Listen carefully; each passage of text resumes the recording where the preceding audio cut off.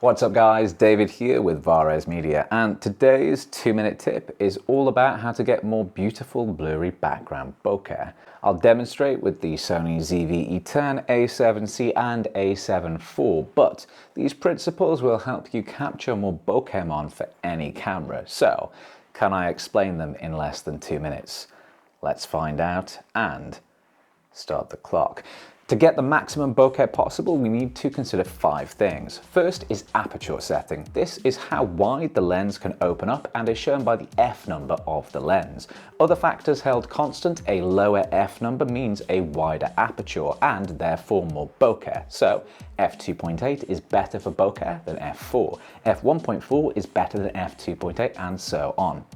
So, the widest aperture lens possible should be used at the widest aperture setting. Second is focus distance. The closer you focus, the more pronounced your beautiful blurry background bokeh becomes. Watch the difference as we bring the subject closer. The background melts away faster than my confidence and charisma in social situations. Third is focal length. All else held constant, a longer focal length will provide more emphatic and noticeable bokeh because of background compression. This is where the background gets larger relative to the subject as well as more blurry. You can see what I mean in this side by side with a 20mm at f1.8 on the left compared to a 50mm lens at f1.8 on the right.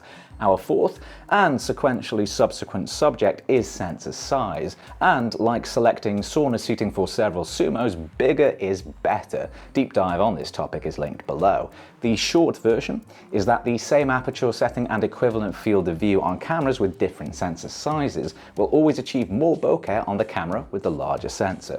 Our fifth and final factor is last but not least, and it is lights. These won't increase bokeh directly, but they can make it more noticeable as they blur into the always awesome bokeh balls. Small things like fairy lights and candles or distant lights are particularly good for defined discrete bokeh balls. So, those are our tips. Wider aperture, closer focus. Longer focal length, bigger sensor, and lavish lights will help bang out the best bokeh background blur that you can. Boom. And we are done.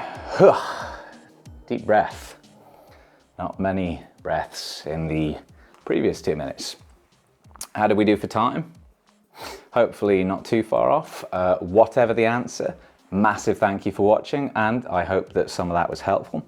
If you enjoyed the video, then please do like, subscribe, comment, check out the affiliate links to support the channel and look at the wider content. It all helps keep things going and I really appreciate it. But even more importantly, until next time, take it easy.